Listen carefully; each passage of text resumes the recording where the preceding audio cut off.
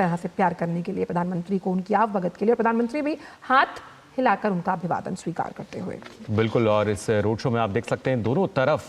कितनी ज़्यादा संख्या में जो लोग हैं वो यहाँ पहुँचे हैं और प्रधानमंत्री के साथ इस सीट से जो प्रत्याशी हैं बीजेपी के संबित पात्रा, वो आप देख सकते हैं इन तस्वीरों में।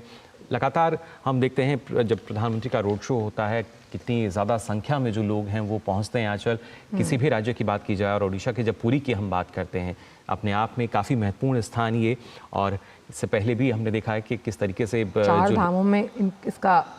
नाम आता है। और आप देख सकते हैं कि बहुत अहम सीटें हैं 5, जहां आज लोकसभा के लिए वोटिंग होनी है। सुंदरगढ़ सीट,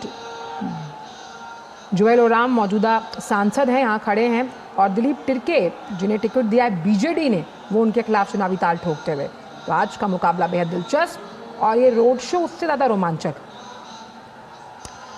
और हमारे साथ इस अहम रोड शो पर बात करने के लिए हमारे वरिष्ठ जो सहयोगी हैं, सलाहकार संपादक विनोद मिश्रा जी जुड़े हुए हैं। विनोद जी, जब हम पुरी की बात करते हैं तो 4 धामों में पुरी का नाम आता है। उस लिहाज से आज का ये रोड शो, जिस तरह से ये हुजूम यहाँ पर हम देख रहे हैं पब्लिक का, कहीं ना कहीं हम ये मान सकते हैं एक बदलाव का अंदेशा।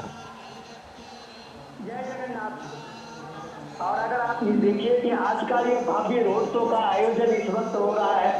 जब देश में 5वें फेज का चुनाव चल रहा है, और इस चुनाव से पहले प्रधानमंत्री मोदी ने जिस तरह से रिकॉर्ड वोटिंग का आज लोगों से अपील की है कि आप जहां भी वोट कर रहे हो रिकॉर्ड नंबर से वोट करें, लोग घरों से निकले और लोकतंत्र के इस महा उत्सव में अपना योगदान दें। तो आप ये कह सकते हैं कि एक तरह से प्रधानमंत्री का यह रोड शो, ये भव्य रोड शो, जब आप जगन्नाथपुरी में देखते हैं और जब देखते हैं जगन्नाथ धाम के साथ में पीएम मोदी का ये सुबह सुबह आज समुद्र से निकली हुई पहली किरण जब जगन्नाथ मंदिर की उस शोभा में बढ़ाती हुई और उसमें प्रधानमंत्री मोदी के रोड शो को निहारती हुई जब किरणें निकलती है, तो आप कह सकते हैं कि लोकतंत्र में इससे ज्यादा भव्यता का दृश्य कोई हो नहीं सकता।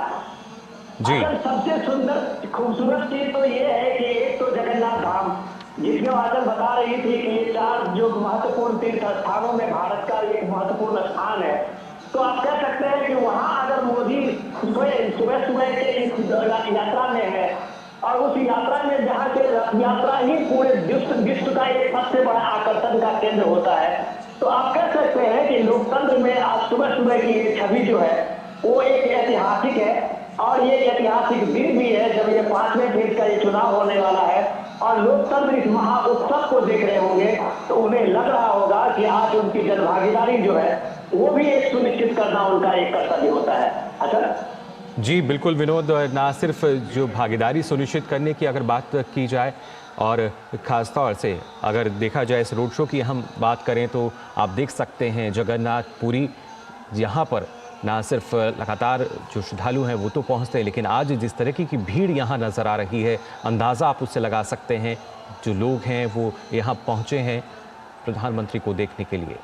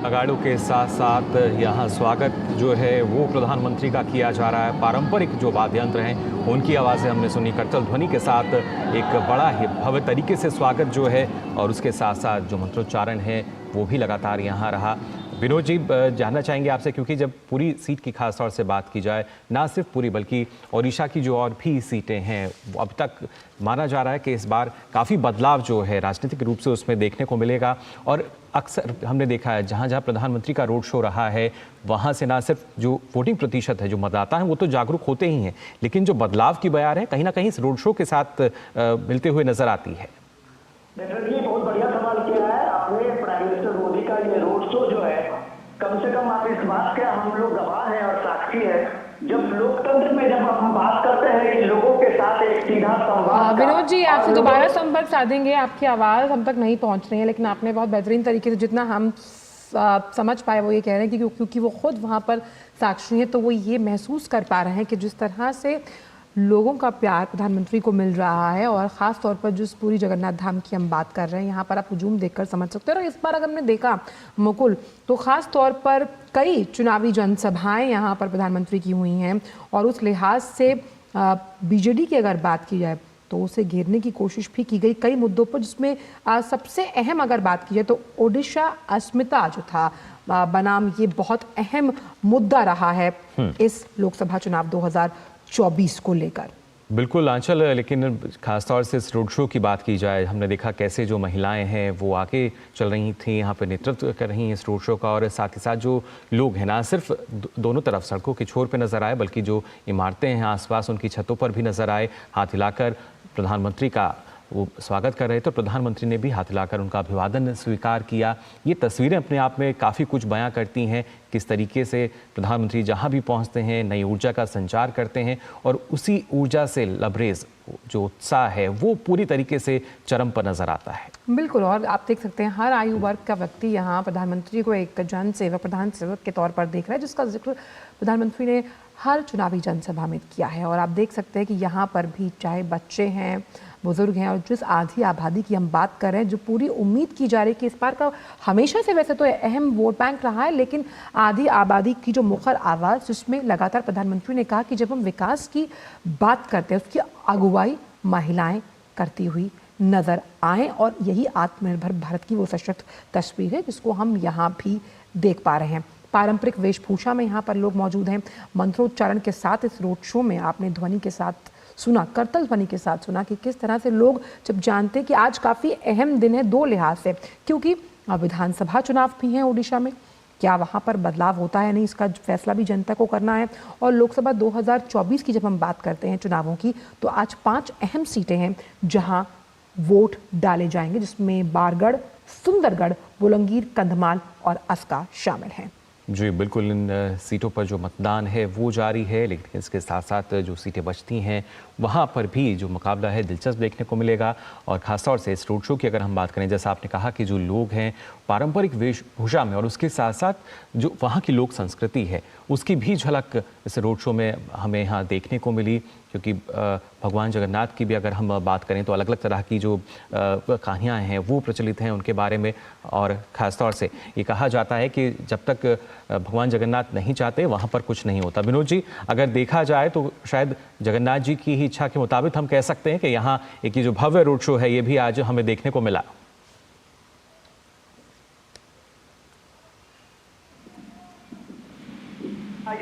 जी, तो ये हम कह सकते हैं कि संबित पात्रा का पिछला चुनाव भी जो था मात्र 11,000 वोट से संबित पात्रा यहाँ चुनाव हारे थे जी। और ये चुनाव संबित पात्रा के लिए वही चुनाव है जो कभी अमेठी में स्मृति ईरानी का रहा होगा। हमें याद करना चाहिए कि संबित पात्रा चुनाव हारने के बाद एक दिन भी उसके बाद उन्होंने विश्राम नहीं लिया और लगातार टीवी में काम करते रहे जी। तो ये एक इम्पोर्टेंट चीज है कि जनता आपको स्वीकार करती है या अस्वीकार करती है, लेकिन अगर वो उम्मीदवार जनता। चलिए, अजय हमारे साथ मौजूद हैं, अजय मिश्र हमारे सहयोगी। अजय, अगर बात की जाए बीजेडी की, तो एक बहुत बयान जो चर्चा में रहा वो ये था एक्सपायरी डेट को लेकर, जिसका जिक्र प्रधानमंत्री ने किया, जहां ओडिशा की अस्मिता को लेकर प्रधानमंत्री ने कई चुनावी जनसभाओं में सवाल उठाए हैं। अगर हम एंटी इनकम्बेंसी की बात करें, क्योंकि आप ग्राउंड पर मौजूद हैं, इस रोड शो में, कितना बड़ा फैक्टर मानते हैं आप इसे? देखिए आंचल, पूरे देश में जो इस वक्त चुनाव चल रहे हैं उसमें उड़ीसा में होने वाला चुनाव शायद सबसे दिलचस्प चुनाव है। बिल्कुल। ऐसा मैं इसलिए कह रहा हूं क्योंकि बीजेपी, बीजेडी जिनके प्रोनाउंसिएशन में भी बहुत ज्यादा अंतर दिखता नहीं है, बहुत जी। सारे एनालिस्ट ये मानते हैं कि बीजेपी और बीजेडी में भले ही आपको इस चुनाव में प्रतिद्वंदिता दिख रही हो, लेकिन बीजेडी कई मुद्दों पर बीजेपी का समर्थन करती आई है, पूरे 10 साल समर्थन करती आई है। और आपने एक भी बयान बीजेडी का ऐसा नहीं देखा होगा जो कि बीजेपी की नीतियों के खिलाफ हो। लेकिन जिस तरह से प्रधानमंत्री ने एक टीवी इंटरव्यू में ये कहा था कि ये उनके चुनाव की मजबूरी होती है कि जब भी उनको इलेक्शन फाइट करना होता है तो उनको राज्य में जाकर के राज्य के मुख्यमंत्री के खिलाफ बोलना पड़ता है। जी। तो मजबूरी है, पॉलिटिकल मजबूरी है, क्योंकि उनको प्रतिद्वंदिता में उतरना पड़ा है। ऐसा वो नहीं चाहते हैं। और ये सवाल था वन नेशन वन इलेक्शन को लेकर के कि क्या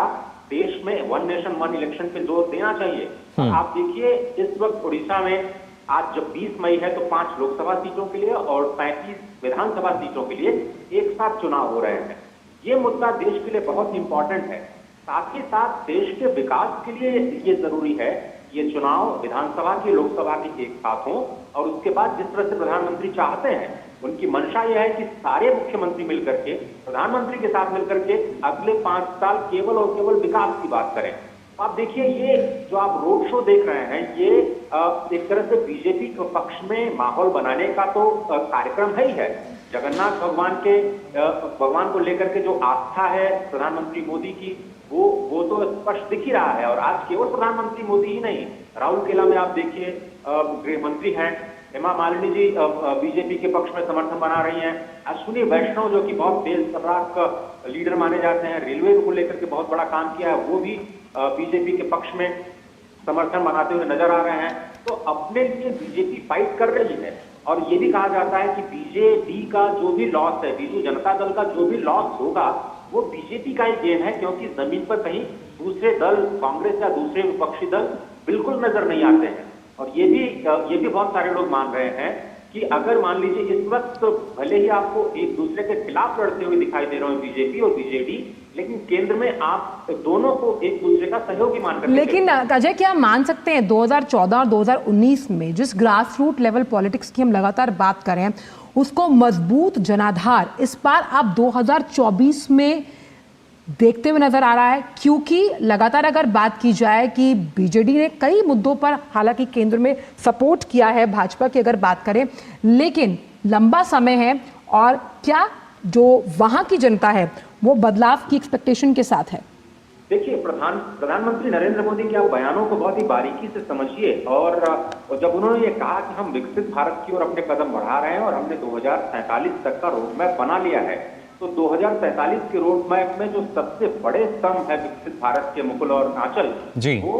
ईस्टर्न इंडिया का विकास है। क्योंकि वेस्ट इंडिया का विकास हो चुका है जिसमें तमिलनाडु और गुजरात जैसे बड़े राज्य शामिल हैं जो $1 ट्रिलियन की ओर जा रहे हैं। लेकिन उड़ीसा,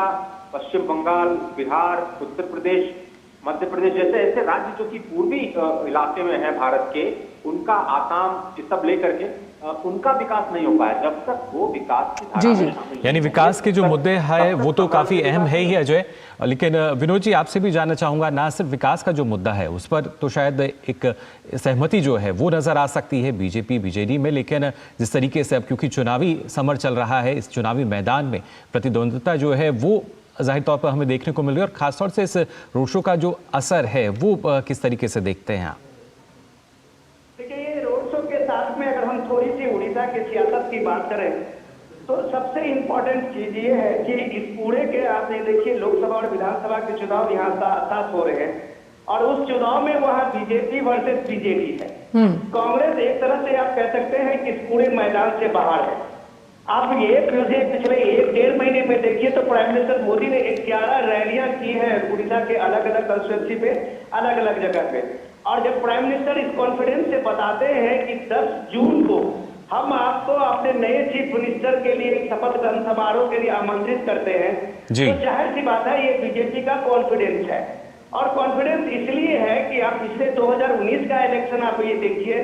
तो ये बीजेपी वर्सेस बीजेडी के उस चुनाव में बीजेडी से बीजेपी मात्र 4% के उसके परसेंटेज में उसकी कमी थी, और सिर्फ 4% के स्विंग से विधानसभा चुनाव में बीजेडी ने 111 सीटें ली थी, जबकि बीजेपी दूसरे नंबर पे 23 सीटें पे आई थी।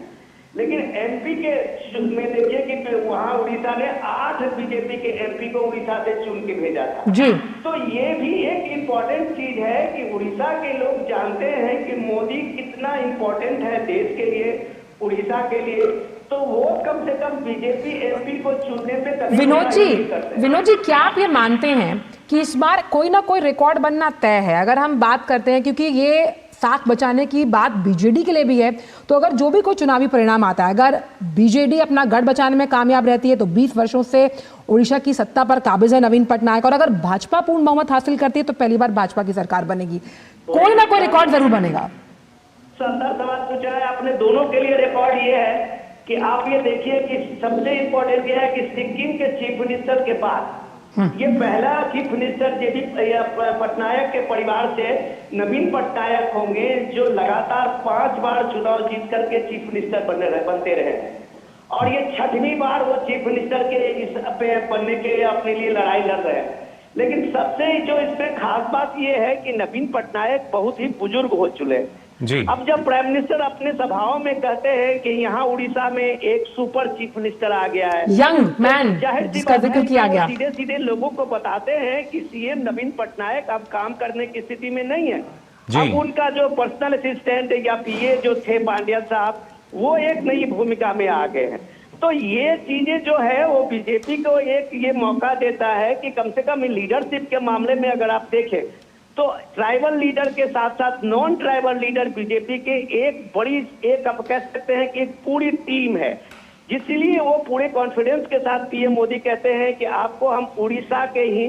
बहुत ही कुशल स्किल्ड सीएम आपको हम देने जा रहे हैं। तो लोगों को लगता है कि नवीन पटनायक के पिछले 24 साल के शासन में अगर एक नया सीएम का फेस आता है जो उड़ीसा को एक डबल इंजन सरकार के रूप में जो और स्टेट में डेवलपमेंट हुआ है, ये मौका अगर उड़ीसा को मिलता है तो शायद एक बीमारू स्टेट से जो उड़ीसा बहुत ही पिछड़ा इलाका है, बहुत ही गरीब राज्य है, तो शायद उसको इससे मुक्ति मिल सकती है। तो ये जो आप भीड़ देख रहे हैं, ये जो आप रोड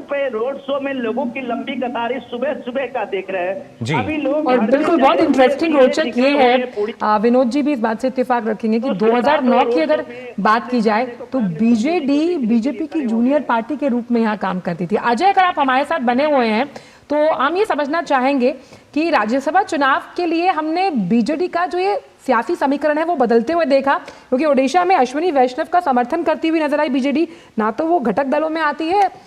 फिर भी। अजय, बहुत सारे मुद्दों पर बीजेडी ने बीजेपी का समर्थन किया है, और अश्विनी वैष्णव जो कि राज्यसभा के लिए उड़ीसा से आए, वो आज स्वयं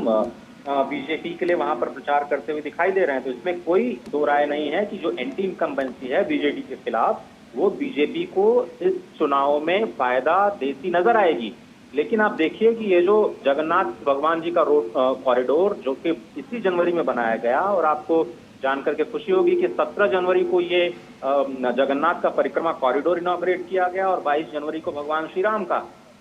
जो प्राण प्रतिष्ठा के समारोह में प्रधानमंत्री शामिल हुए। तो ये दोनों चीजें ही सनातन को आगे लेकर के जाती हैं। इस चीज को समझना, बार बार मैं ये बात कह रहा हूं कि जमीन पर भले ही ये दोनों दल प्रतिद्वंदिता करते हुए दिख रहे हैं, लेकिन ये दोनों ही विकास की बात कर रहे हैं, दोनों ही सनातन के संरक्षण की बात कर रहे हैं। और केवल परिक्रमा पथ ही नहीं, हजारों ऐसे मंदिर हैं उड़ीसा में जिनका जीर्णोद्धार करने का राज्य सरकार ने जिम्मा उठाया है। और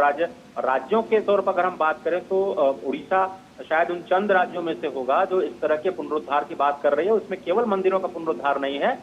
अलग अलग जो संस्थान, जो ऐतिहासिक और पुरातात्विक महत्व के संस्थान हैं, उनका पुनरुद्धार शामिल है। उड़ीसा में अगर हम इकोनॉमिक तौर पर बात करें आंचल, तो ये उड़ीसा एक सरप्लस राज्य है, रेवेन्यू सरप्लस राज्य है। लेकिन जिस तरह से विनोद जी बता रहे थे कि ये एक बीमारू राज्य में गिना जाता था, और अभी भी बहुत सारे ऐसे इलाके हैं जो पिछड़े हुए हैं, वहां पर केंद्र की योजनाएं पूरी तरह से पहुंच नहीं पाई हैं। लोग ये आरोप लगा रहे हैं कि राज्य सरकार उनको रोक रही है, और उसमें एक रोड़ा बन करके उभर रही है, या फिर अपने ठप्पे के साथ उन योजनाओं को लागू कर रही है? क्या इन बातों को जनता समझेगी? या प्रधानमंत्री और बीजेपी के जो दूसरे नेता हैं इस बात को समझा पाएंगे कि ठीक है, सभी लोकसभा और विधानसभा दोनों ही स्तर पर विकास के ही कार्य होते हैं, लेकिन वाकई विकास कौन चाहता है? और क्या जो ये लगातार 5 बार का जो इन्होंने विधानसभा चुनाव जीता नवीन बाबू ने, जी वो छठी बार अजय, लेकिन चुनावी मुद्दों के अलावा जब जैसा आपने कहा कि जो सनातन धर्म को जिस तरीके से बढ़ावा दिया जा रहा है और खासतौर से जो आस्था विश्वास की हम बात करें, वो भी इस चुनाव में अहम हम मान सकते हैं,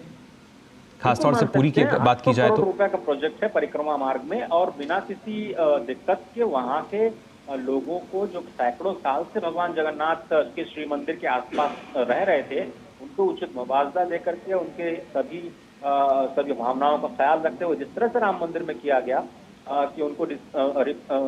रिप्लेसमेंट किया गया, उनको उचित स्थान दिया गया, मुआवजा दिया गया, और सभी का सम्मान किया गया कि भाई आपने श्री मंदिर के लिए इस भूमि का दान किया है। और अब श्री मंदिर का जो प्रोजेक्ट है वो बहुत बड़ा प्रोजेक्ट इसलिए है क्योंकि 80 लाख लोग जो उड़ीसा में आते हैं भगवान श्री मंदिर और लिंगेश्वर जैसे और कोणार्क जैसे जो ट्रायंगल कहा जाता है, आध्यात्मिक ट्रायंगल उड़ीसा का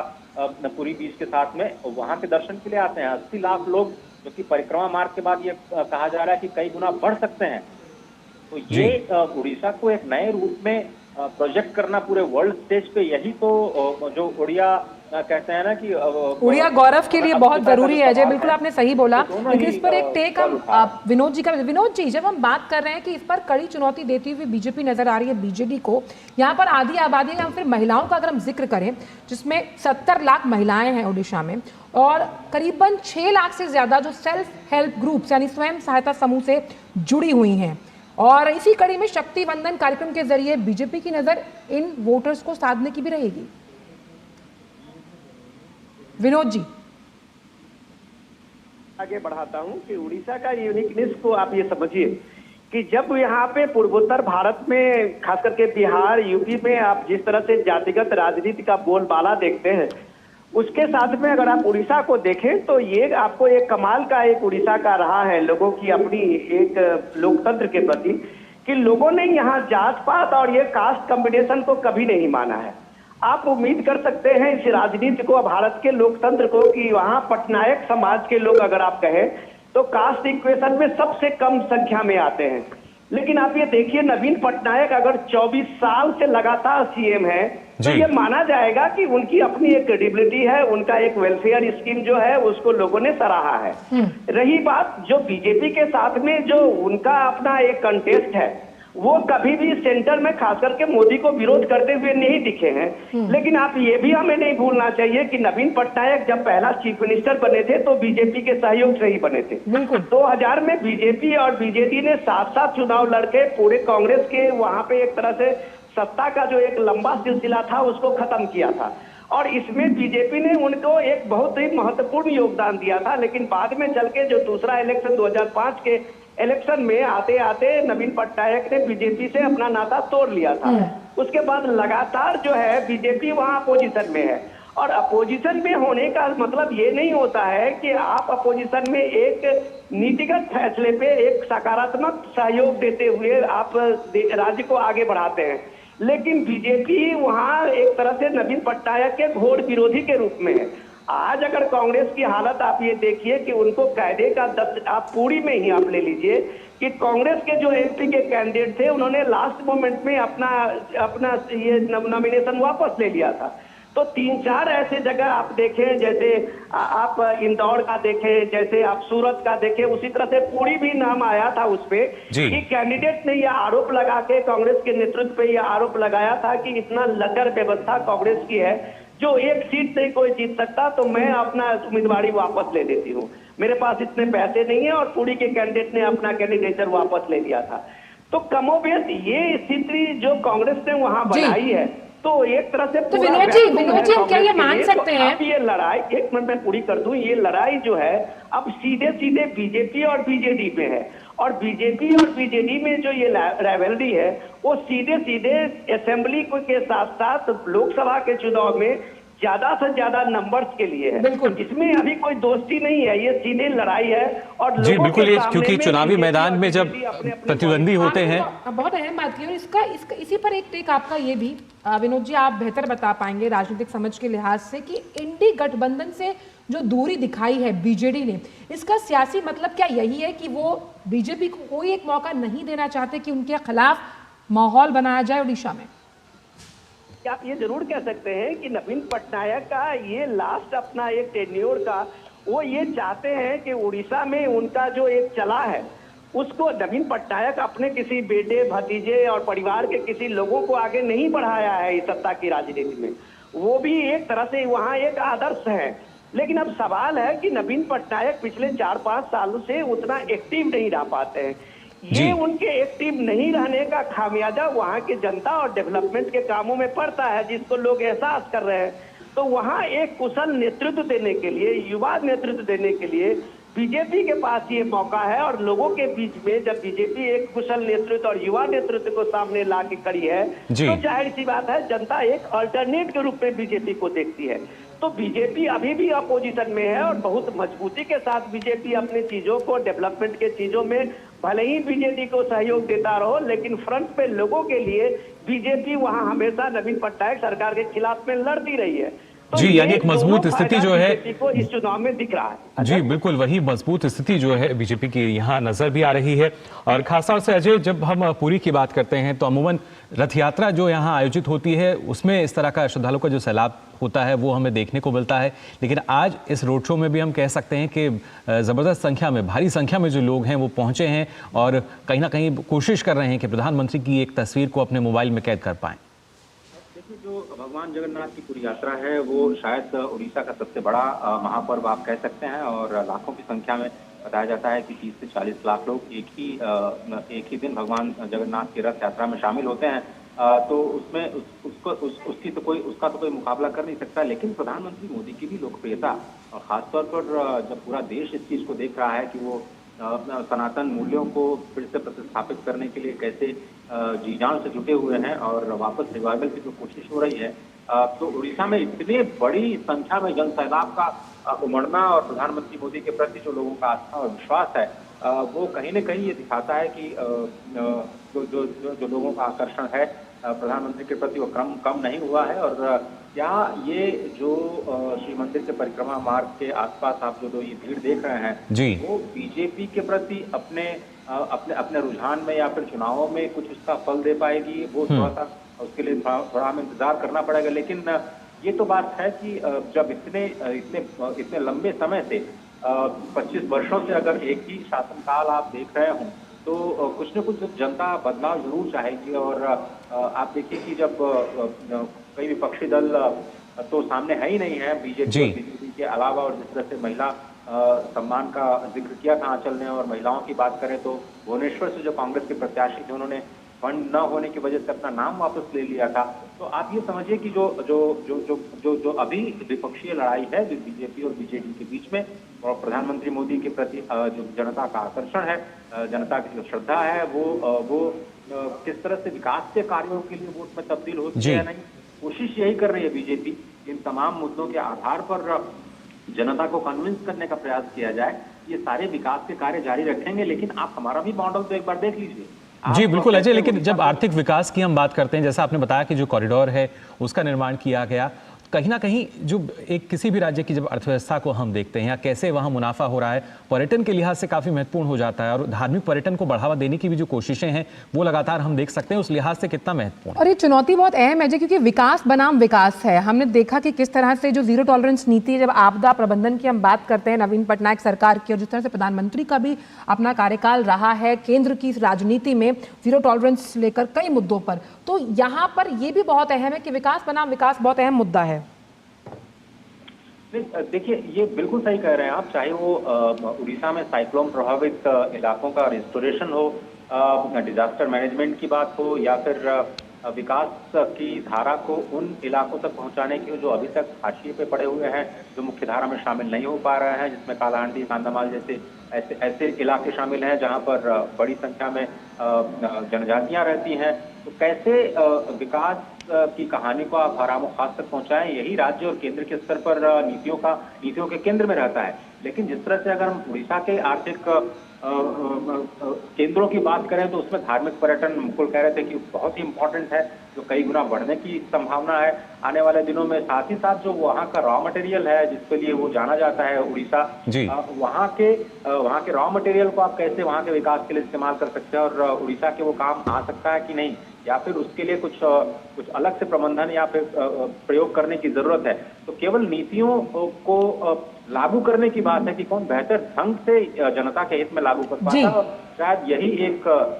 एक आधार होता है जिस पर जनता अपने नेतृत्व को चुनती है। तो क्या बीजेडी की नीतियों का एक विकल्प के तौर पर बीजेपी की जो क्रियान्वयन की नीति है पूरे देश में जो देखा है आउटकम के तौर पर, जिस तरह से प्रधानमंत्री फोकस करते हैं 100% सैचुरेशन पर फोकस करते हैं, बिना किसी भेदभाव के नीतियों को लागू करने की बात पर फोकस करते हैं, क्या इन राष्ट्रीय मुद्दों को लोकसभा के चुनाव में वहां की जनता प्राथमिकता देगी, ये देखने वाली बात होगी। पर इसमें कोई संदेह नहीं है कि 800 करोड़ रुपए का जो परिक्रमा मार्ग बनाया गया है, अब इसका असर वहां के पर्यटन पर पड़ेगा, वहां के अर्थव्यवस्था पर जरूर पड़ेगा और सकारात्मक पड़ेगा। और कैसे इसको और ज्यादा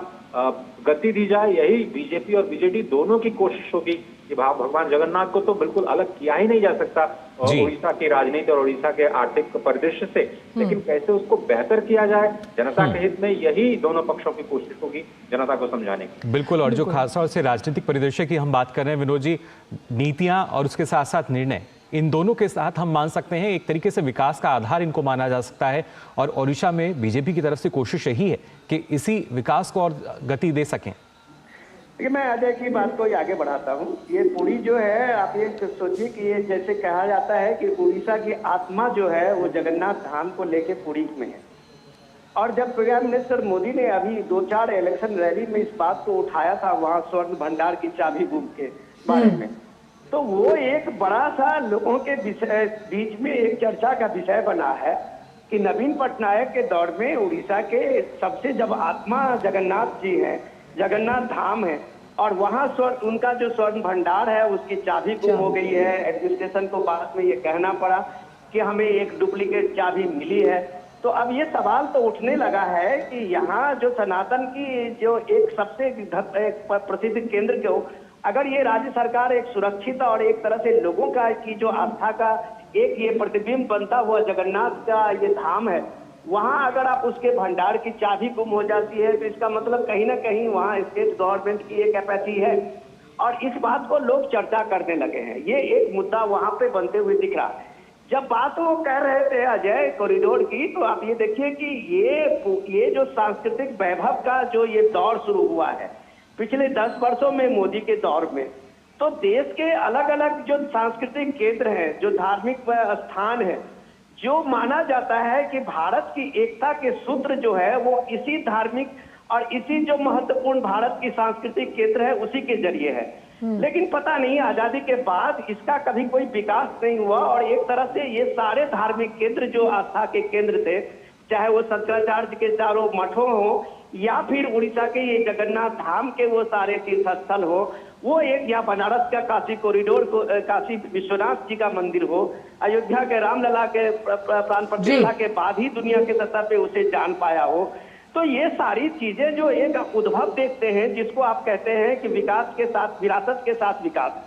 तो विरासत संभालने का जो ये 10 साल का फेज है, वो प्राइम मिनिस्टर मोदी को जब आप पूरी देखते हैं तो लोगों को एक बड़ा एक विश्वास जगता है अपने लीडर के प्रति। आप ये सोच सकते हैं कि 10 लाख से ज्यादा लोग एक रथ यात्रा में यहाँ 20 से 25 लाख लोग दुनिया के विदेशी से प्रवासी से लेके और विदेशी पर्यटक जिस शहर में आते हो, उस शहर की पूरी इकोनॉमी एक धार्मिक केंद्र को लेके है, उड़ीसा जगन्नाथ जी को लेके है, जगन्नाथ धाम को लेके है। और उसकी भव्यता अगर सरकारों ने सक्सेसिव जितनी भी गवर्नमेंट है उसने नहीं की है, तो वो एक सेकुलरिज्म के कारण वो उनकी बेईमानी नहीं है, वो सीधे सीधे एक सनातन के प्रति उनकी एक उदासीनता रही है। और ये उदासीनता राज्य की जो इकोनॉमी है उसको सबसे ज्यादा डैमेज किया है। तो जब ये कह रहे थे पूरी कॉरिडोर जो बनने की बात अजय कह रहे थे, मुझे याद है कि जैसे ही रामलला विराजमान के प्राण प्रतिष्ठा की वहां जबरदस्त अयोध्या में तैयारी शुरू हुई थी, तो उड़ीसा के लोगों, खासकर के पुरी के लोगों को भी ललक बढ़ी थी कि जगन्नाथ धाम जो है वो भी पूरे दुनिया में उसी तरह के आकर्षण है, इसका भी डेवलपमेंट होनी चाहिए। तो वो कॉरिडोर बनना शुरू हुआ। वहां राज्य सरकारों की भी एक भूमिका थी उसमें, लेकिन वो एक तरह से एक भगवान अयोध्या का पुनर्निर्माण के साथ में ही पुरी का वो पुनर्निर्माण का काम शुरू हुआ था। तो ये लोगों ने देखा है, महसूस किया है कि भारत के ये जो सांस्कृतिक सांस्कृतिक धरोहर है, ये मोदी के इस दौर में 10 साल के दौर में उड़िया गौरव या फिर उड़िया अस्मिता की जब हम बात कर रहे हैं तो वो अहम मुद्दा हो सकता है। लेकिन मैं आपसे एक ही चीज समझना चाहूंगी कि जब हम विरोधी वोट बैंक की बात करते हैं, खास तौर पर लगातार कोशिश ये की जा रही है, अगर हम उड़ीसा की बात करें तो किस तरह से ये अगर विरोधी जो वोट बैंक है, अगर ये बीजेपी और कांग्रेस में बंटता है, उसका सीधा फायदा बीजेडी को होता हुआ नजर आएगा। इसके बारे में क्या कहेंगे आप? देखिए, ये सवाल तो आपका दुरुस्त है, लेकिन अगर आप 2019 के इलेक्शन में देखें तो थोड़ा सा आपको इसमें ये देखना पड़ेगा कि लोगों ने ये मान लिया है कि कांग्रेस की भूमिका यहाँ पे नहीं है। तो कोई भी समझदार वोटर जो है वो ये बात जान लेता है जब इसकी भूमिका नहीं है तो अपना वोट जाया नहीं करता है। उस समय में भी आप देखें, उड़ीसा में 8 सीटें सिर्फ कांग्रेस को 141 की असेंबली में सिर्फ 8 सीटें आई थी। तो ये उसके बाद की स्थिति आप ये देखें, मैंने नहीं देखा राहुल गांधी का कोई बड़ा दौरा या बड़ी रैलियां उड़ीसा में कहीं होती हो। एक वर्चुअल रैली मुझे याद है कि राहुल गांधी की हुई थी। तो जाहिर सी बात है, जब लीडरशिप जो है वहां के लोकल लीडरशिप पे उस चीज को छोड़ देती है, फिर उसको लगता है कि भाई जो करना है आप करिए, तो सही बात है कि लोगों में वो कनेक्ट नहीं हो पाता है। आज जब प्राइम मिनिस्टर मोदी की ये रैली देख रहे हैं, ये किलोमीटर दूर चलते हुए लोगों का वो काफिला देख रहे हैं, तो ये जाहिर सी बात है कि लोगों की एक आस्था मोदी के साथ सीधे कनेक्ट हो रहा है। बिल्कुल, हर जगह सीधा संपर्क जो है, जुड़ाव है मोदी से है। जी, प्रधानमंत्री का सीधा जुड़ाव हम देख पाते हैं जनता से। शैलेंद्र मिश्रा भी हमारे संवाददाता जो हैं वो हमारे साथ जुड़ गए हैं। शैलेंद्र, अगर पूरी खासतौर से बात की जाए, संबित पात्रा जिन्हें पहले हार का सामना करना पड़ा था, लेकिन उसके बावजूद अब नए आत्मविश्वास के साथ पूरी तरीके से लबरेज नजर आते हैं और उसकी ही बानगी इस रोड शो में भी नजर आ रही है।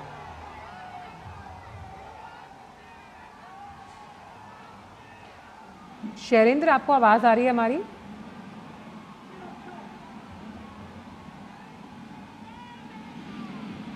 तो ये तस्वीरें आप देख रहे हैं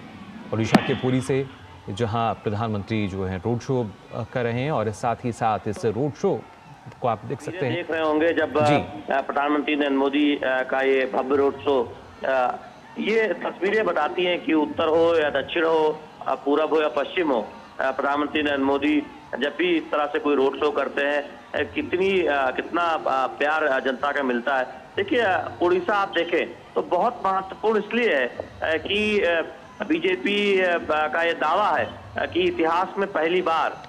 वहां पर वो सत्ता में आने जा रही है। हम जानते हैं कि विधानसभा चुनाव भी लोकसभा चुनाव के साथ उड़ीसा में हो रहा है और बीजेपी पूरा दमखम लगा रही है। हमने देखा कि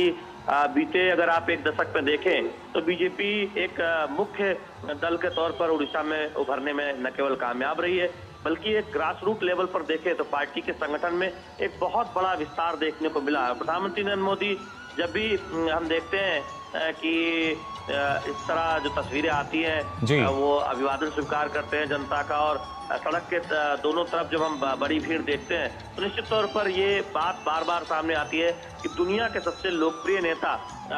कितने शानदार तरीके से जनता से मुखातिब होते हैं, जनता से कनेक्ट होते हैं और उनका एक अपना अंदाज है जो हर राज्य में दिखाई देता है जब वो जाते हैं। और आज हम उड़ीसा की धरती पर देख रहे हैं, इस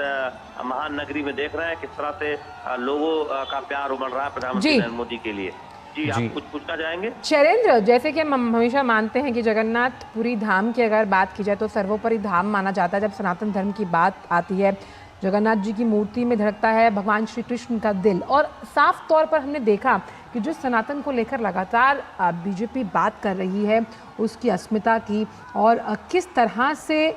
अगर हम राम मंदिर को भी इससे जोड़कर देखें, ये कितना बड़ा अहम मुद्दा आप बनता हुआ देखते हैं इस बार के ओडिशा से जुड़े इन तमाम जो सीटें हैं जिन पर आज वोट डाले जाएंगे? ये देखिए ममता, आवाज बहुत स्पष्ट नहीं आ रही, लेकिन ये बात बहुत सही है कि प्रधानमंत्री नरेंद्र मोदी की अगुवाई में हमने देखा है कि देश भर में जो धार्मिक स्थल हैं उनका एक कायाकल्प किया गया है। उनका वहां पर जो आधारभूत ढांचा है उसको बेहतर किया गया है। आप अयोध्या में रामलला की प्राण प्रतिष्ठा के बाद विकास के तमाम काम देख रहे हैं। आप काशी में जब हमने देखा कि ये काशी विश्वनाथ कॉरिडोर का जो निर्माण हुआ, उज्जैन महाकाल, वहां पर ही हमने देखा कि किस तरह से विकास कार्य हुए। आप जगन्नाथ धाम में देख रहे हैं। तो निश्चित तौर पर ये बखूबी समझती है मोदी सरकार की किस तरह से धार्मिक पर्यटन के जरिए उस क्षेत्र का कायाकल्प किया जा सकता है, विकास के रास्ते पर बहुत तेजी से आगे बढ़ा सकता है। क्योंकि पर्यटन एक ऐसा क्षेत्र है जहां पर हम देखते हैं कि सबसे कम निवेश से, सबसे कम प्रयास से अधिकतम नतीजा मिलता है। अगर आप रोजगार के मोर्चे पर कहें या उस इलाके में विकास की गतिविधियों की बात करें, तो हमने देखा है कि दुनिया के सबसे बड़े पर्यटन, धार्मिक पर्यटन नगरी के तौर पर एक तरफ अयोध्या उभर रहा है, वहीं दूसरी तरफ उड़ीसा में पुरी हो, वो हम देख रहे हैं कि वहां पर भी पहले के मुकाबले अब ज्यादा संख्या में, बड़ी संख्या में धार्मिक श्रद्धालु पहुंच रहे हैं। तो ये दिखाता है कि इस बात को बहुत अच्छी तरीके से प्रधानमंत्री नरेंद्र मोदी समझते हैं कि जो हमारी विरासत है उसको संजोने के साथ उसको मजबूत करने का काम करने से लोगों को फायदा भी होगा और बड़ी संख्या में रोजगार के अवसर भी आएंगे। तो निश्चित तौर पर तस्वीरें ये बताती हैं। जी, आप कुछ पूछना चाह रहे हैं? बिल्कुल, जाहिर तौर पर ये तस्वीरें बहुत कुछ अपने में बताती हैं। अजय, आपसे भी जानना चाहेंगे, इस रोड शो के दौरान हमने देखा अलग अलग जो झांकियां हैं वो भी नजर आ रही हैं, कृष्ण सुदामा भी नजर आए, तो योग का अभ्यास भी करते हुए जो युवा हैं वो नजर आए, और इतनी भीड़ में भी जो प्रधानमंत्री हैं उन लोगों से कनेक्ट करते हैं, जुड़ाव करते हैं, उनका जाहिर तौर पर जो मनोबल है वो काफी बढ़ाते हैं।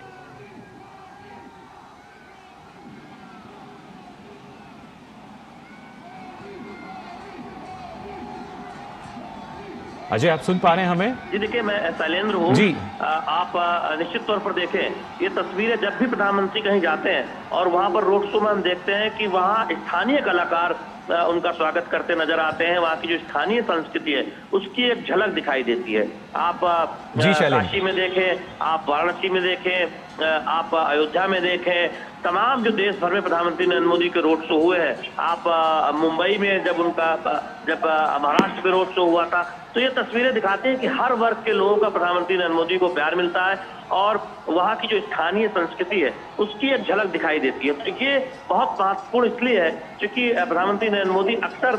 इस बात का जिक्र अपने दौरों में करते हैं कि किस तरह से स्थानीय स्तर पर जो कलाकार है उनको आगे बढ़ाते हुए कैसे अपनी स्थानीय पहचान को मजबूत करते हुए विकास की तरफ आगे बढ़ा जाना है। और यही वजह है कि आप उत्तर हो या दक्षिण हो, तमिलनाडु हो या उत्तर प्रदेश हो, प्रधानमंत्री नरेंद्र मोदी के दौरे में हम ऐसा देखते हैं और यहाँ भी आप ये तस्वीरें ये बयां कर रही हैं। इसलिए भी आप देखें कि उड़ीसा बीजेपी के रणनीति के लिहाज से महत्वपूर्ण हो जाता है कि हम जानते हैं कि बीजेपी पहली बार इतनी मजबूती से यहाँ पर सरकार बनाने के लिए, सत्ता में आने के लिए चुनाव लड़ रही है। तो कोई घोर कसर हमने देखा कि बीजेपी के कार्यकर्ता ने छोड़ी नहीं है। और एक तरह से देखें कि पार्टी को लगता है कि उड़ीसा से बहुत शानदार नतीजे भारतीय जनता पार्टी के होंगे। तो आज प्रधानमंत्री नरेंद्र मोदी यहाँ पर जो रोड शो कर रहे हैं, ये तस्वीरें निश्चित बीजेपी के जो कार्यकर्ता है, नेता है, उनको एक संतोष दे रही होंगी, खासकर उड़ीसा से जुड़े जो नेता है। इस भव्यता को देखकर विनोद जी, एक सवाल मैं आपसे ये जानना चाहूंगी कि बीजेपी ने 2019 में जो लोकसभा के चुनाव हुए थे उसमें अपने प्रदर्शन से कहीं ना कहीं नवीन पटनायक को भी चौंकाया था, जब देखा गया तकरीबन 23 सीट जीतकर मुख्य विपक्षी पार्टी बनी थी। तो क्या हम ये मान सकते हैं कि नवीन पटनायक के लिए भविष्य में, और जिस तरह की ये भव्यता हम देख पा रहे हैं इस रोड शो के जरिए, जो हुजूम है, जो प्रधान सेवक के तौर पर प्रधानमंत्री को प्यार कर रहा है, बीजेपी बड़ी चुनौती है? अगर मुझे पहले अगर आप इजाजत दे तो आज का जो दिन है मैं थोड़ा सा उसके बारे में जिक्र करूं कि ये देखिए,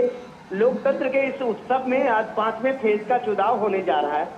और उसकी भव्यता को आप देखिए कि प्रधानमंत्री मोदी आज जब पब्लिक रैली में है, पब्लिक मीटिंग में है, तो सीधे लोगों के बीच में है। तो ये एक लोकतंत्र की भव्यता में एक आप कह सकते हैं कि एक खूबसूरती ही पेश करता है कि आपके जनता के नेता हैं, जनता के जो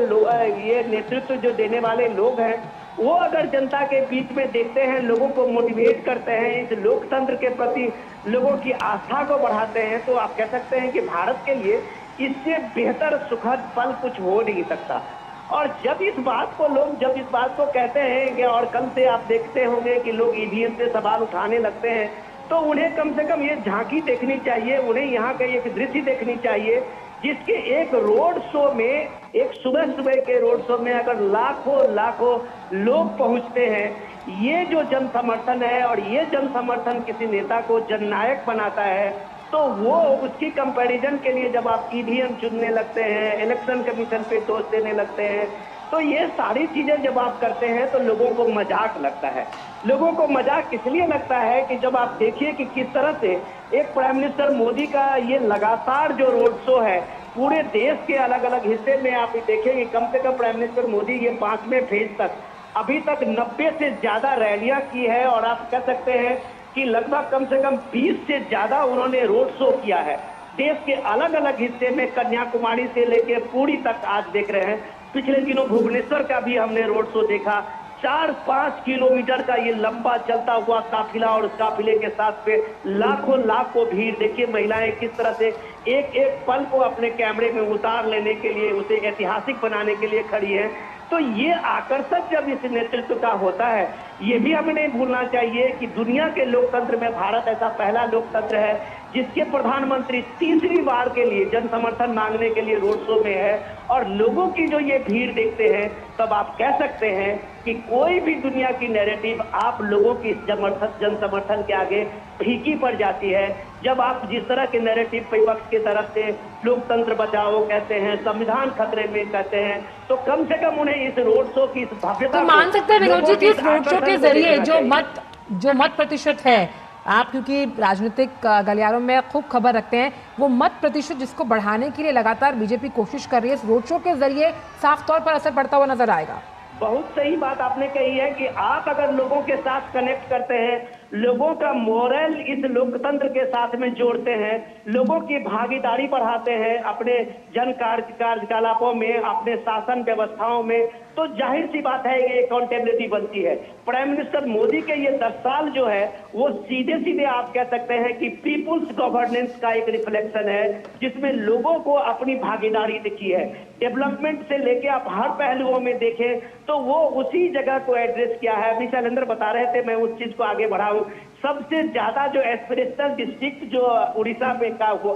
अभी जो प्राइम मिनिस्टर मोदी का 119 एस्पिरेशनल डिस्ट्रिक्ट का उन्होंने नीति आयोग से ये किया था, उसपे 119 डिस्ट्रिक्ट में सबसे ज्यादा उड़ीसा का था। तो डायरेक्ट ही वहां के लोगों ने देखा है कि केंद्र की भूमिका ने वहां के कई जिलों को कम से कम गरीबी रेखा से लोगों को ऊपर करने में मदद की है। आज अगर देश के 25 करोड़ लोग गरीबी रेखा से ऊपर आए हैं, तो उसमें उड़ीसा के भी लाखों लोग हैं जिनको एक मुख्य धारा में आने का मौका मिला है। तो ये जब लोगों को लगता है, तब ये अभिवादन के लिए जो रोड पे आप दोनों साथ खड़े हुए लोग देखते हैं, उनको ये प्राइम मिनिस्टर मोदी के साथ में वो अपने आप को कनेक्ट करते हैं, और वो विकास के लिए एक वो अभिवादन है जो प्राइम मिनिस्टर मोदी ने लाखों लोगों को गरीबी रेखा से ऊपर किया है। आज लाखों लोगों को प्राइम मिनिस्टर मोदी का जन कल्याण कार्ड की सुविधाएं मिली है, जिससे उनके जीवन में परिवर्तन आया है। तो ये परिवर्तन ही, ये इस तरह की बात जब आप देखते हैं लोगों के जीवन में परिवर्तन, तो वो उसका एक तरह से आप कह सकते हैं कि एक अभिवादन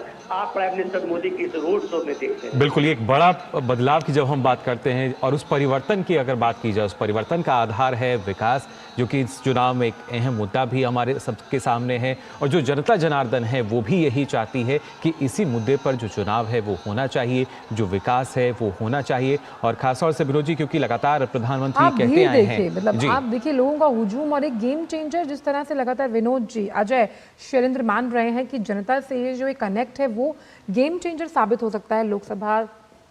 चुनावों के 2024 के जनादेश को लेकर। बिल्कुल, काफ़ी अहम, और जो क्योंकि अपने आप में जब हम बात कर रहे हैं जनादेश को लेकर, और जो जनता है वो ये अच्छे से जानती है कि जो उसका एक वोट है वो कितना कीमती है, और उसी वोट के लिए लगातार ना सिर्फ प्रधानमंत्री जो हैं, हमने देखा आज सुबह भी उन्होंने एक्स पर अपने संदेश में साझा किया कि लगातार आज जो 5वें चरण का मतदान हो रहा है उसमें बढ़ चढ़कर हिस्सा लें, और उसके साथ साथ जो विकास की जब हम बात कर रहे हैं उस विकास में भागीदार कैसे हो सकते हैं, क्योंकि सिर्फ एक इंसान जो है वो पूरी तरीके से विकास को लागू नहीं कर सकता। आमजन की भागीदारी और उसके साथ साथ जो राज्यों की भागीदारी की हम बात करते हैं, क्योंकि लगातार प्रधानमंत्री यही कहते हैं विनोद जी के जो राज्य हैं उनको भी हमें विकसित राह पर लाना है और उसके बाद ही जो देश है वो विकसित हमारा हो सकता है। विकसित भारत का सपना तभी साकार हो सकता है। बिल्कुल, और सामंजस्य बिठाना बहुत। विनोद जी, आप हमारे साथ जुड़े हुए हैं अगर, तो एक सवाल मैं आपसे जानना चाहूंगी। विनोद जी, आपको आवाज आ रही है मेरी? जी जी आ रही है। विनोद जी, मैं ये जानना चाहती हूँ कि जब हम दोनों ये जो बड़े लीडर्स हैं, बात करते हैं प्रधानमंत्री की और साथ ही साथ नवीन पटनायक की, इनके अगर पर्सनालिटी को देखें तो जहाँ नवीन पटनायक मीडिया से दूरी बनाकर रखते हैं, चुपचाप अपना काम करते हैं, वहीं प्रधानमंत्री जिस तरह से काम करते हैं उनका अंदाजे बयां जो है वो बहुत अलहदा होता है। उस लिहाज से कई राज्यों में हमने देखा कि जनता के पास विकल्प ना होकर उन्हें पता होता है कि हमें किसे वोट करना है, लेकिन यहाँ पर दो मजबूत विकल्प मौजूद हैं, विकास बनाम विकास। उस लिहाज से आप जनता के मन को किस तरह से पढ़ पाते हैं? खास तौर पर सिरमौर माने जाते हैं जब हम राज्य की राजनीति की बात की जाती है नवीन पटनायक, और राष्ट्रीय राजनीति की जब हम बात करते हैं तो प्रधानमंत्री नरेंद्र मोदी। जी, बढ़िया सवाल। आचल देखिए, एक इम्पोर्टेंट आपको ये चीज समझना पड़ेगा, ये कोविड के दौर का, ये भारत के लोकतांत्रिक इतिहास के साथ साथ एक पॉलिटिकल जो सिस्टम है हमारा, उसके लिए भी एक तरह से आप कह सकते हैं कि आई ओपनर है। उस दौर में आप देखिए कि प्राइम मिनिस्टर मोदी जिस तरह से पूरे देश के चीफ मिनिस्टर के साथ एक इमरजेंसी मीटिंग के साथ में देश में कोविड के जो भी इंस्ट्रक्शंस है उसको लागू करवाने के साथ साथ जो वर्क है, काम है, लोगों के बीच में सहायता पहुंचाने से लेके वैक्सीनेशन तक का, तो वो दौर आप देखिए कि नवीन पटनायक और मोदी का बीच में जो हमेशा एक केमिस्ट्री रहा है उस चीजों के लिए, वो भी एक अद्भुत दौर हम लोगों ने देखा होगा। और वो अद्भुत दौर के साथ साथ प्राइम मिनिस्टर मोदी, ये जो उनका एक भाव रहा है राज्यों के साथ में, जब वो कहते हैं कि हम अपने इस फेडरलिज्म की बात जब वो कहते हैं और तो तब आप राज्यों के साथ मिलकर काम करते हैं, उसका बहुत फायदा उड़ीसा को मिला है, ये नवीन पटनायक भी जानते हैं। तो ये समझ जो है एक राजनीतिक नेतृत्व को, जो हमेशा एक चुनाव के मूड में नहीं होता है, हमेशा एक कन्फ्रंट की स्थिति में नहीं होता है, जब वो राज्य में सहयोग की बात करता है। चल, आप ही थोड़ी देर पहले हम लोग डिजास्टर मैनेजमेंट की बात कर रहे थे। जी। वो दौर था 10 साल पहले जब उड़ीसा में एक तूफान में कम से कम सैकड़ों लोगों की मौत होती थी, लाखों करोड़ों का संपत्ति नुकसान होता था। तूफान आज भी है, लेकिन आप वो रिहैबिलिटेशन और रेस्क्यू का वहां पे देखिए केंद्र के सहयोग से और एनडीआरएफ की वहां टीमों से। तो ये एक केमिस्ट्री होता है स्टेट और सेंटर का, भले ही वो अपोजिशन की पार्टी हो, लेकिन उड़ीसा में आज की तारीख में डिजास्टर मैनेजमेंट का 0 कैजुअलिटी का रेस्क्यू और रिहैबिलिटेशन, ये अपने आप में एक विश्व रिकॉर्ड है, और ये बिना केंद्र की मदद से, बिना दोनों के अच्छे ट्यूनिंग से संभव नहीं है। तो ये कॉपरेशन जो है वो एक अपनी जगह में उड़ीसा के लिए आप कह सकते हैं कि देश के मॉडल बना है।